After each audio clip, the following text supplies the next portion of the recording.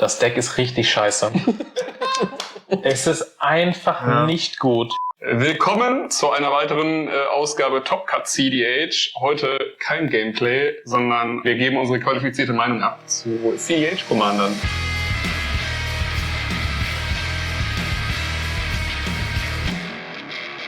Vor allem vor dem Hintergrund der deutschen Meta. Ich weiß nicht, wie ist die deutsche Meta eigentlich im Vergleich zur internationalen? Turbo! Ja, wie man so schön sagt. Ich habe auf jeden Fall mal ein paar Commander rausgesucht. Das ist jetzt keine vollständige Liste und es wird bestimmt mehr als einen Teil geben, denke ich. Falls du Ideen hast, welchen Commander wir ranken sollen, schreib sie in die Kommentare. Einfach nicht traurig sein, ja? Also einfach nicht traurig sein, wenn mal was gesagt wird, wo man vielleicht denkt, den Commander habe ich aber lieb. Ich habe ein bisschen Sorge dafür, dass wir uns gleich einfach anschreien. Fahr weiter! Wir haben euch auch lieb, wenn ihr die Commander spielt, die wir ins D-Tier packen. Weil wir sind alle Freunde und ihr auch. Ihr seid auch unsere Freunde. So, fangen wir an mit Lumra. Soll ich Lumra mal groß machen oder wisst ihr alle was? Ich weiß, was Lumra macht. Lumra ist groß, ist 6-6, glaube ich, ne? Nee, wollen wir... nicht so stark wie die Länder dort. Oh, ja. Kann 6-6 sein. Ja, aber du kannst alle Länder wegopfern, dann geht Lumra auch weg. Teil des Loops. Ja, also wir kennen ja bei uns in der Bubble einen Lumra-Spieler. Shoutouts an Casual Sven. Entschuldigung. Casual Sven. Ja, ich finde Lumra ganz cool, weil es einfach unique ist. Lands Matter, genau. Ja. Hat eine unique Wincon, schwer zu interagieren. Also ich glaube, es ist gar nicht so schlecht aufgestellt. Ist natürlich monogrün. Ja. Und Till ist natürlich ein Wichser. Wie bitte? Entschuldigung.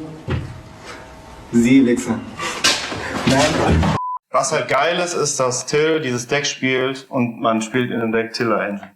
Das ist halt funny. Und den Ice Till Explorer, das sind zwei Sachen. Ice Till Explorer. Okay, wir müssen das jetzt hier einordnen, irgendwo zwischen S und D. Also S ist so der absolute heiße Scheiß. Also ich meine, das ist alles auf jeden Fall CDH. Was an Lumra gut ist, schwer zu interagieren, das ist insane, aber sehr telegraphed. Also entweder bist du schnell genug oder du slowst den Tisch durch etwaige Stack Pieces. Ich finde, das macht das Deck ein wenig schlechter, also beziehungsweise den Commander ein wenig schlechter. Die Frage ist so, was ist denn so der durchschnittliche Win-Turn, wenn man jetzt nicht die anderen Spieler wegdenkt? Ja. Also, wenn ich gegen Lumra verloren habe, dann meistens so gegen Turn 3. Ja. Meine Erfahrung ist ein bisschen langsamer, Turn 4, 5. Ja. Ich glaube auch, das Deck ist dadurch schlechter geworden, dass jetzt mittlerweile auch einfach viele wissen, wie es funktioniert. Das macht halt viel aus. Leute halten ihr Boseiju offen und es ist halt einfach nicht mehr das, was es am Anfang war. Ich habe nicht so super viel gegen Lumra gespielt, aber ich habe auf dem Event noch nie gegen Lumra verloren. Also ich würde aufgrund der Tatsache, dass Lumra ab Turn 3 gewinnt und es ist schwer, 3 Opponents wegzustaxen, auch nicht so hoch sind, sondern auch eher bei C. Ja, also ich sehe auf jeden Fall den Punkt dann. Also ich bin auch mit dem C zufrieden, auch wenn ich Ärger von Casual Sven bekomme. Also ich würde sagen, der Lumra muss C sein. Ja, da gehe ich mit, doch. So, next up, Sisay. Erstmal möchte ich sagen, Sisay-Spieler sind grundsätzlich coole Leute. Ja, ich habe das Deck relativ lang gespielt. Ich kenne mich ein bisschen damit aus. So ziemlich jede Variante davon gespielt. Von 5-Color Good Stuff über Traditional Chowder, Planeswalker, Schlag mich tot, alles, was es da so gibt. Ja, overall glaube ich, das Deck ist ein bisschen overplayed. Muss ich leider ganz ehrlich sagen. Es ist ein guter 5-Color Commander, der so ein bisschen was Uniques hat. Planeswalker und Sisay Lines sind nicht so gut, weil du einfach alles, was du hast, aufs Board legst und jeder Spieler sieht ganz genau, nächsten Turn gewinnt der und dann bist du halt Arch-Enemy. Das ist in CDH nicht gut, wissen wir alle. Dann fliegt halt jede Interaktion nur noch auf dich und andere Leute fliegen halt unterm Radar.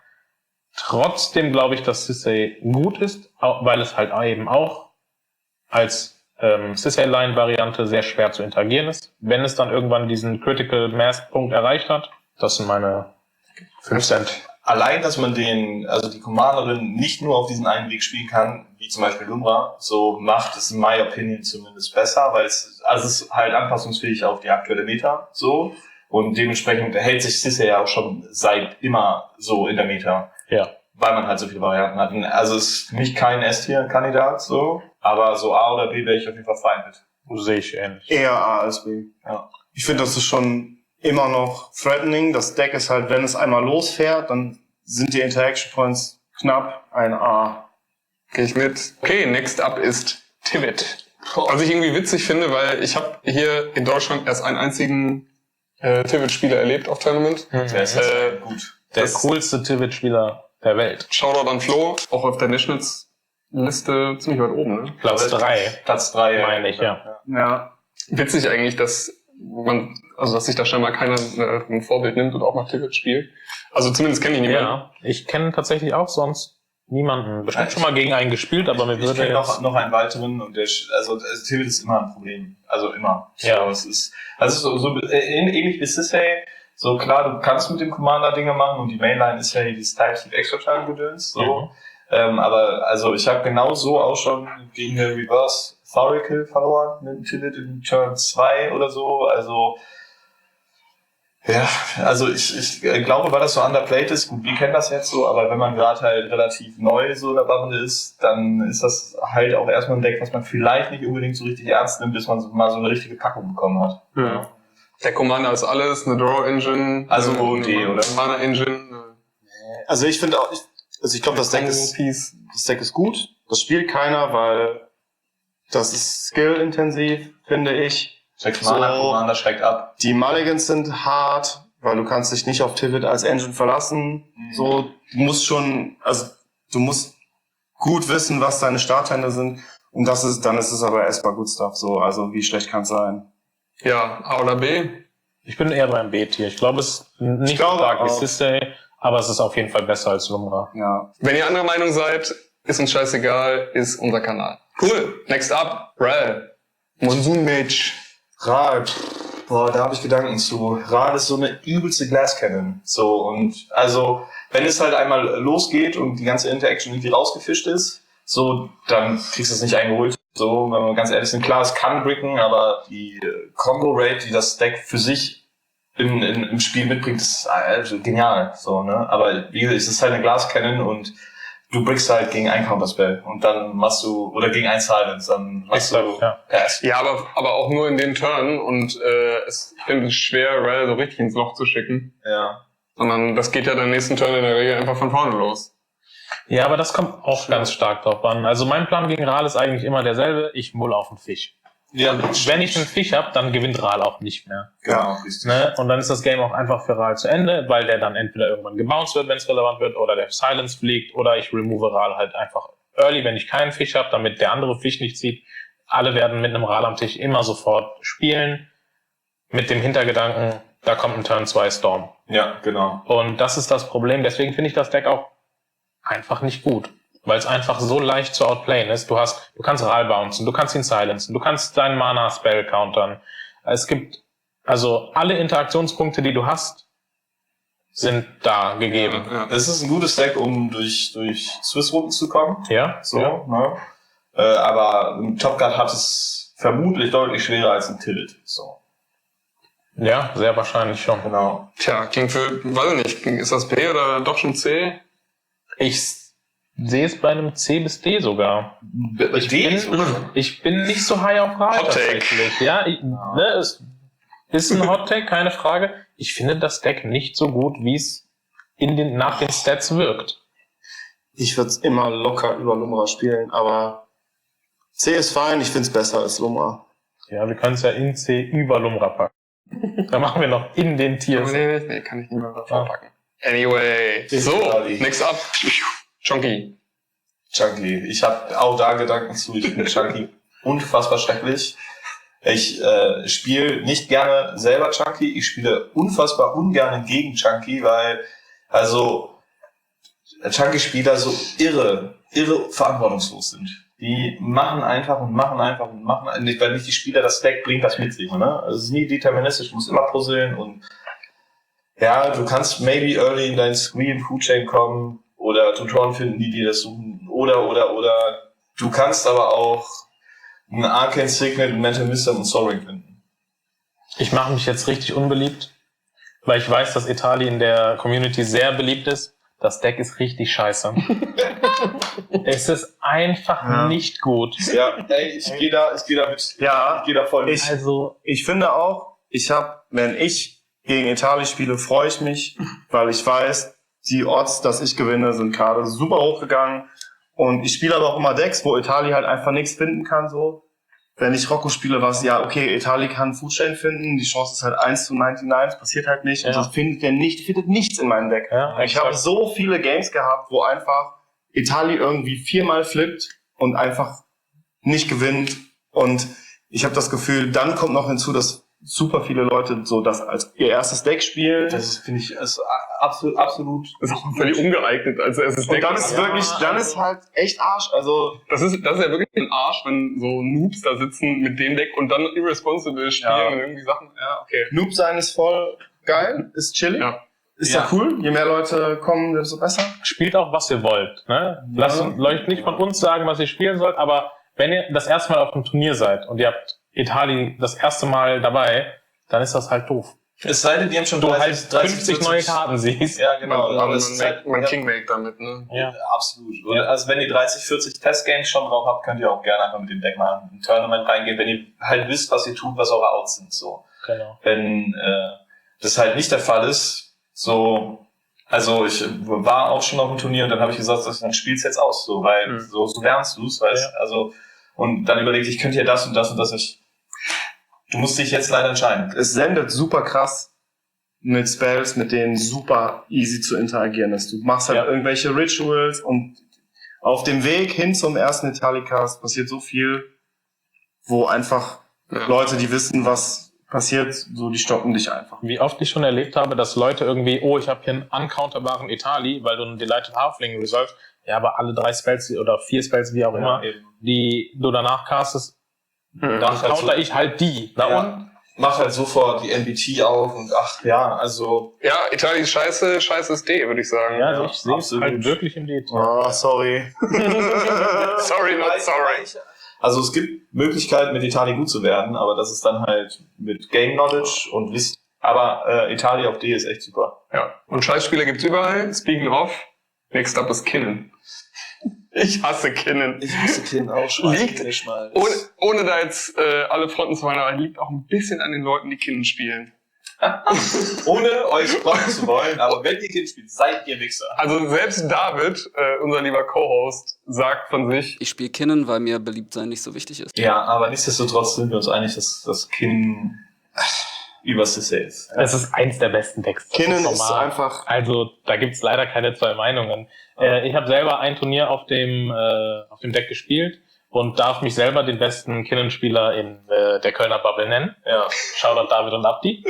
Das ist ein S-Tier-Deck. Also, das Deck macht alles. Also, es macht Mana. Es ist unglaublich gut, wenn es eine Draw-Engine hat. Es kopiert diese Draw-Engine noch einmal. Es kann selbst ohne Draw-Engine Sachen machen. Es kann auch mal einen Turn-3-Win raushauen, wenn du halt deinen Basalt einfach spielst mit einer Treasure Vault oder was auch immer. Und du hast auch da wieder viel Varianz einfach. Ja. Ne? Du kannst Big Spins, No Bad Cards, wie auch immer. Ne? Genau. Nee, Big Flips, entschuldigt.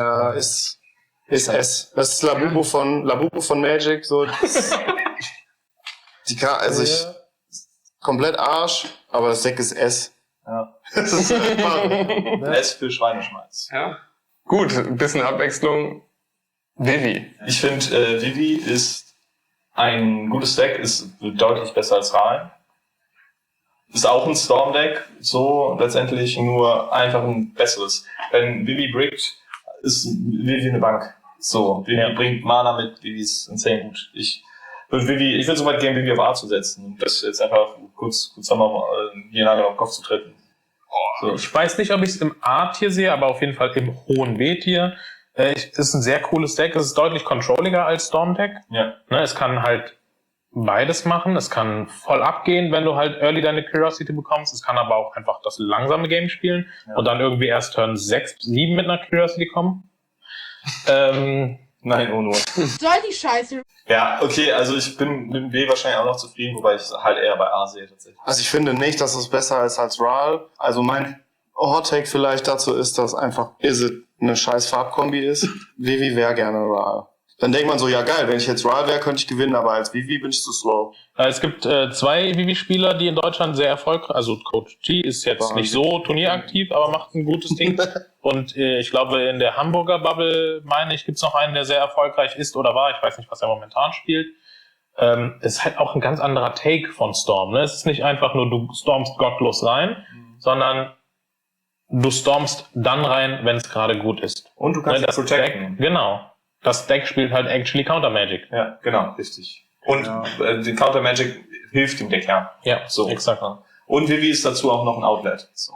Okay, Vorschlag. Ich wäre bei B. Ja. So als Kompromiss. Also ich meine, am Ende Ja, des Tages okay. werden wir wahrscheinlich bei dem einen oder anderen Commander auseinandergehen, aber also ich bin mit B dann halt auch noch zufrieden. Also ich finde es besser als Tivit und schlechter als Sisay. Ich würde es in B-Tier ansehen. Und damit Und damit kommen wir zum besten roten Commander des Formats. Okay, das ist nicht so schwierig. Godo? Godo. Oh, Godo, ey, da habe ich auch, krieg ich auch PTBS. Nee, es geht um Magda. Ich finde Magda toll. Es ist leider ein schmaler Grat zwischen die Leute wissen nicht, was Magda tut und lassen mich deswegen machen. Oder die Leute wissen so halb, was Magda macht und overtargeten mich deswegen. Nur wenige wissen es ganz genau und wissen dann, wann die richtigen Punkte sind. Manchmal frustriert das so ein bisschen. Insofern, also ich weiß, dass Magda auf jeden Fall kein ST ist. Also ich sehe Magda Real Rap auch, ich weiß, wir sind in deiner Wohnung und das Video zu Ende drehen, aber ich sehe Magda Real Rap nicht besser als T. Aber bei uns gibt's das Meme, Hashtag Magda hilft. Ja. Magda-Spieler behaupten von sich selber immer, dass sie dem Table Gutes tun wird mit ihren Stacks-Pieces. Genau. Und dann gib mir doch die 5 Treasure, ich hole nur eine God-Pharaoh-Statue. Und das ist ja halb so wild. Und Haben wir auch was anderes? Ja. Ich sehe aber auf jeden Fall das Problem, Magda hat einen echt guten Gameplan, ist schwer zu interagieren, man kommt sehr schwer in so ein richtiges Loch rein. Ja.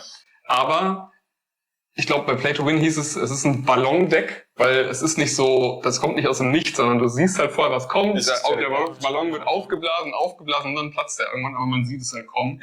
Ja. Das macht das Deck leider echt schlecht. Wenn ich das Deck ins Loch schicke und mit meinem OBMs Magda 3-mal hintereinander abräume, dann tut dem Table das halt auch nichts Schlechtes, weil was willst du machen? Es ist mit Magda auch dadurch, dass die Hilfe meistens irgendwelche Stacks-Pieces sind, es ist echt schwer mit Magda zu politiken. Weil eine Activation ist immer schlecht für den Table, oder fast immer schlecht für den Table. Es ist immer schlecht für den Table.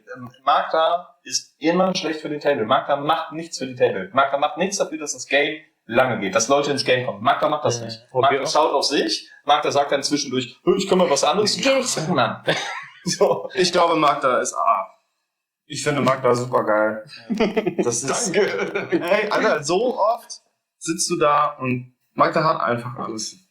Das ist ein Deck, was sehr oft sehr gute Hände kriegt und was einfach alles hat. Und dann legt die Spielerin legt einfach alles hin und gewinnt und man kann nichts machen. Dann wäre der Kompromiss B bin ich. Ja, ich muss ich auch so annehmen. So, zum Abschluss machen wir mal was ein bisschen Interessanteres. Es geht um Kefka. Kefka ist ein Grixis Commander. Kefka macht Dinge, bringt dich in Advantage und der andere in Disadvantage. Aber es gibt in Grixis so viele bessere Commander. Warum spielst du Kefka? Exakt. Kefka ist einfach der schlechteste Grixis Commander, den du spielen kannst. Du hast Rockside, du hast Inala, du hast Malcolm Wild Smasher. Ja. Es gibt so viele Möglichkeiten, einfach Grixis in gut zu spielen. Ja. Warum nimmst du Kefka? Es geht schon viel schlechter, so, aber es geht auch besser und du kannst ja auch das zweitbeste Pairing spielen für die Farbe, die du geil findest, oder den zweitbesten Commander oder so. Ja. Warum spielst du mit Absicht halt so den 5 besten Grixis Commander, maybe? Was willst du eher spielen, Kefka oder Tivit? Also das ist eine sehr private Frage. Ja. Aber das Ding ist halt, dass im Gegensatz zu Etali und auch im Gegensatz zu Lumbra und im Gegensatz zu Ral kann das Deck halt einfach interagieren mit dem Tisch. So, du kannst dich damit an den Tisch sitzen und du bist in der Lage, Wins aufzuhalten, du bist in der Lage, deine eigenen Wins gut zu protecten. Das ist besser als alles, was wir da bei C und D stehen haben. Ja, das ist meine Meinung. Ja, deshalb passt das ja super als Tabellenanführer in der Kategorie C. Für die dritte Halbzeit. in der Kreisliga C. Ah. Cool. Ja, das waren ganz schön heiße Hot Takes. Ist auch heiß. Das war's schon für heute. Im nächsten Video gibt's wieder Gameplay. Vergesst nicht zu abonnieren und uns euren Senf zu den Commandern in die Kommentarspalte zu hauen. Bis zum nächsten Mal. Bye. Bis dann auf D, wir werden geschittalkt, 100%.